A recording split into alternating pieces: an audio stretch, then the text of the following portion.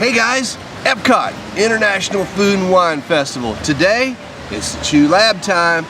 Don't miss it. Be right back. Hi, I'm Rick Howard, and my job, I get to travel a lot. My favorite time of year is Epcot's International Food and Wine Festival. This year, Food and Wine Festival celebrates its 20th anniversary and runs for 53 days from September 25th through November 16th. And each day in October, we'll be bringing you the sights, sounds, and tastes of each marketplace from Around World Showcase and now Future World. As my guests, I'll bring along some great friends and we'll make some new ones, because there's no better way to enjoy Epcot's Food and Wine Fest than with awesome food, good wine, and great friends. Welcome to Epcot's International Food and Wine Festival here on Travel with Rick.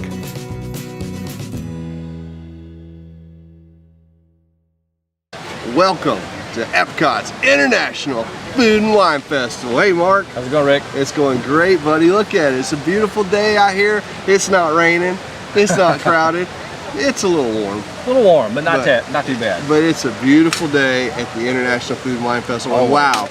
We got some cool stuff here, don't we? New booth. Yeah. New booth. Yeah, so, all right, so I know you're into the chew, so tell me a little bit about this is a whole new thing here this year, you're Well, right. I'm not like a big chew fan or anything, Okay. but they are here this year taping. We're going to go meet someone at a space we were in the other day, and that space is not available because it's roped off. It's now, I guess, a sound stage or something. Right. They're getting ready for the taping that's coming up of the at least 1 or 2 episodes they're taping here. Yep. So this is, gosh, how did they describe it to you? Because it's like inspirations from... Yeah, gastronomic delights, nuclear. No, it's not nuclear It's gastronomy, like, I guess, but Mario and Michael Simon get together, and this is what you get. I got it. Molecular gastronomy. That's what we're doing here, folks. We're cooking with gases. It's cool. Nitrogen. Yeah. And actually, we don't have the dish that they're cooking with gases, but we saw it just boiling up there.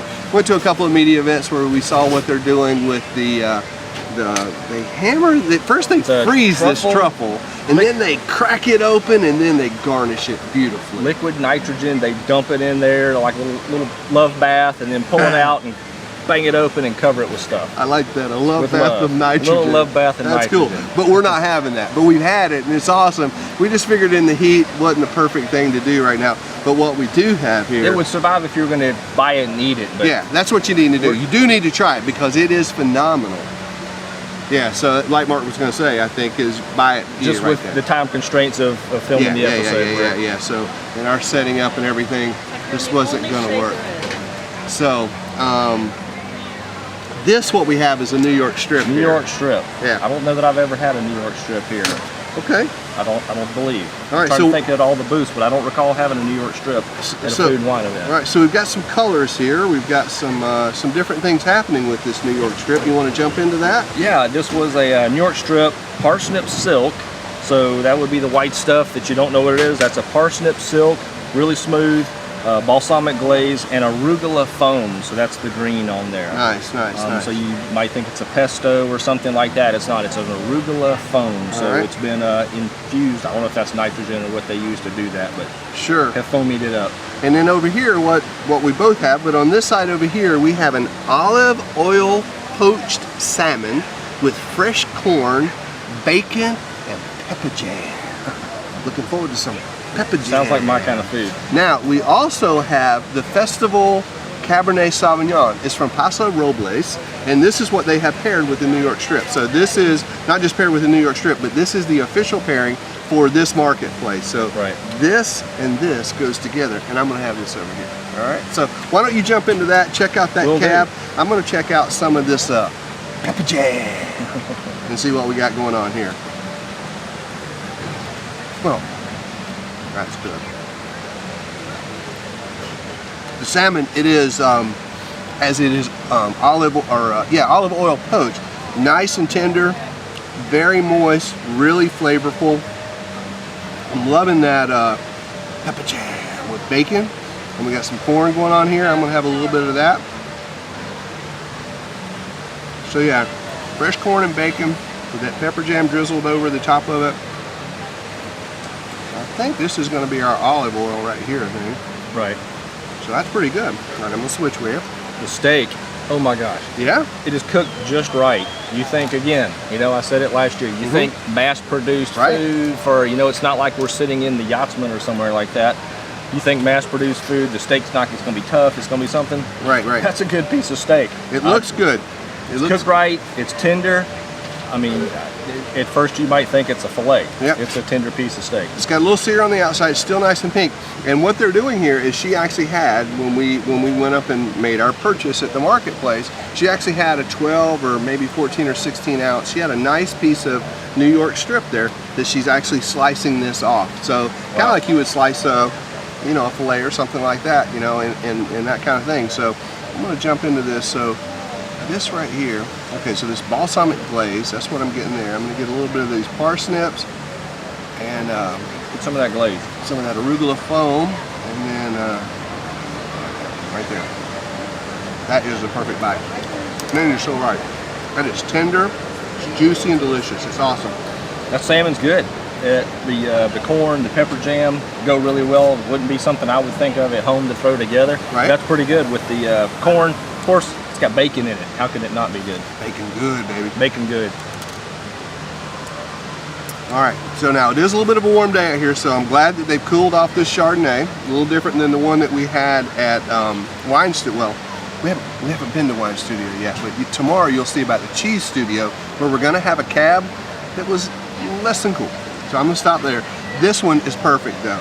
Goes very nice with that. Now this is the Paso Robles. This year they have 2 festival wines made specially for the 20-year festival from Paso Robles, a Cabernet Sauvignon and a Chardonnay. And this is pretty nice. You try this? It goes good with the steak. I did. I'm not giving you any more. You had your try, okay? I mean, you know. Well, we had heard some inside gouge. Well, not necessarily inside, but we'd heard some gouge from some people who had been to the media event back in the summer that said that a lot of people didn't like the festival cab, that they liked the festival Chardonnay, but they thought maybe it just wasn't quite ready yet. It's not bad. It's not bad. I mean, it goes well with that steak. Well, I don't know if it's ready or not. I'm ready for it. Here we come. I'm ready for it. So it's working pretty well. I mean, it's got a nice big flavor.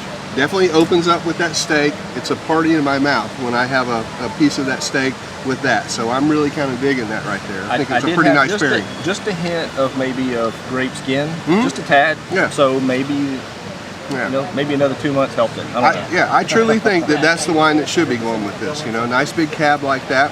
So just so you understand how the pairings work, you know, in each marketplace, as we've told you year after year after year, the excellent sommeliers and chefs here and the directors and, you know, Chef Jens and everyone on his team are putting this all together.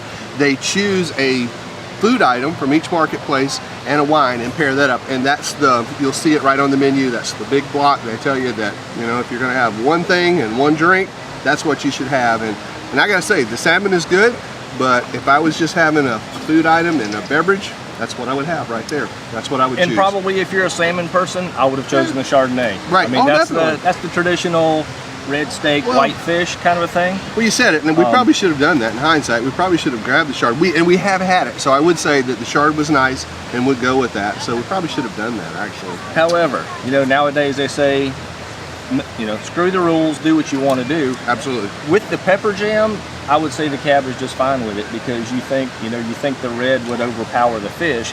They've got pepper jam in it though. All right. And bacon. I think the red is just fine with it. And I prefer red. I'm digging it. I'm digging it a lot. And so what do you think? Two thumbs up? 2 thumbs way up. I do like that Cabernet Sauvignon.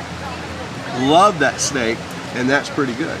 And I tell you, the dessert, guys, you got to check it out. I mean, look at the video you're seeing right now of this thing. If it was a little cooler and I was not quite as full and we didn't have to get through some of these heavy dishes, that's what I'd be eating. And when you come over to Chew Lab, you need to go and see the good doctor back there and let him hook you up with one of those things. I'm telling you, he'll get you fixed. All right, so if you want to know where we're getting our awesome notes and our highlights here for you, this is the Epcot Food and Wine Festival, sponsored by Chase. This is the official festival passport. We're not sponsored by Chase. We should be. This is the official festival passport for 2015. and it gives you the breakdown on everything here. You see each marketplace, each food item, each beverage item from the marketplace. Got a little check box over there. I can manage to put some notes in the side, what we like, what we don't like. There's a place for a stamp.